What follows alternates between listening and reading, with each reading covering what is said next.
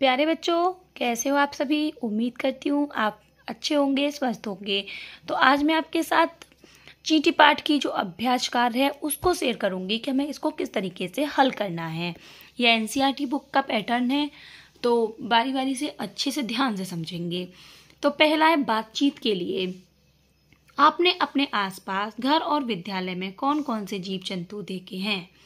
तो हमने अपने घर के आसपास कौन कौन से जीव जंतु देखे हैं। तितली है, कौवा है, मधुमक्खी, मच्छर, बिल्ली, तोता, चींटा, टिड्डा, ये सारे हमने देखे हैं। आपने सबसे छोटा सा कीट कौन सा देखा और कहाँ देखा। तो मैंने इसको नोट डाउन किया है, वो मैं आपको दिखाती हूँ। तो मैंने सबसे छोटा कीट दीमक को देखा है।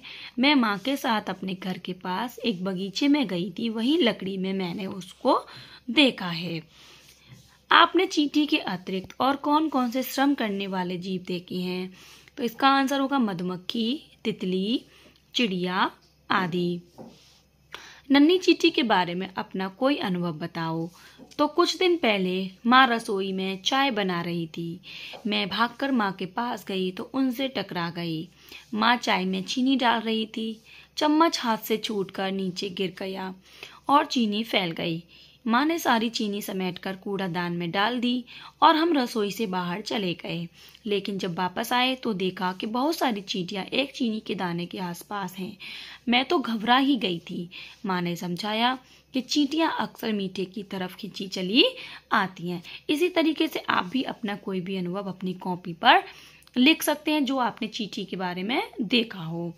अब हम देखेंगे क्वेश्चन नंबर 2 कि नीचे कुछ वस्तुओं के चित्र बने हैं। बताइए चींटियां किसे खाना चाहेंगी। उस पर स्माइली का चिन्ह बनाइए। स्माइली का कौन सा, ये वाला चिन्ह।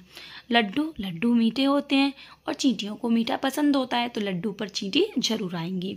करेला, नहीं, करेला कड़वा होता है तो चींटी इसको नहीं खाएंगी। गेहूं के दाने, हाँ, चींटी गेहूं के दानों को पसंद करती है क्योंकि गेहूं के दानों में मिठास होती है। चीनी, चीनी भी चींटी खाएंगी क्योंकि चीनी भी मीठी होती है। शहद, शहद भी चींटियों को पसंद होता है। सूखी पत्तियां, नहीं, तो हम इन दोनों पर, करेला पर और सूखी पत्तियों पर स्माइली नहीं बनाएंगे। बाकी लड्डू, गेहूं के दाने, चीनी और शहद पर स्माइली बना देंगे। अब हम बात करेंगे निम्नलिखित पंक्तियों को पूरा कीजिए। घर को खूब सजाती चींटी, यह हमें कविता में ऐसे ही करना है। तो घर को, इसका आएगा खूब सजाती चींटी। पर्वत पर चढ़ जाती चींटी। दाना चुनकर लाती चींटी। श्रम का राग सुनाती चींटी। अब अगला है हमारा, कविता के अनुसार चींटी हमको क्या क्या करना सिखाती है, लिखकर बताओ। जैसे यहाँ एक दे रखा है, कभी ना घबराना। इसके अलावा हमें 3 और बताने हैं। तो मेहनत करके खाना, मेहनत करना सिखाती है चींटी। घर को सजाना भी सिखाती है और निरंतर आगे बढ़ते रहना भी सिखाती है। अब हम बात करेंगे कविता में चींटी को क्या क्या कहा गया है। तो पहला यहाँ दे रखा है कि इसको कलाकार कहा गया है, साथ में अड़िग भी कहा गया है, मेहनती कहा गया है और पर्वतारोही। यानी कलाकार, अड़िग लिख लेना, और मेहनती और पर्वतारोही। कितनी बार आई चींटी।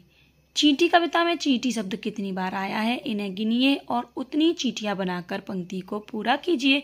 तो कविता में चींटी जो शब्द है वो 8 बार आया है। तो यहाँ पे हम 8 चींटियों के चित्र बना देंगे। आपको मैं गिन के बताती हूँ 8 चींटियां। देखो, चींटी 1, 2, 3, 4, 5, 6, 7 और 8।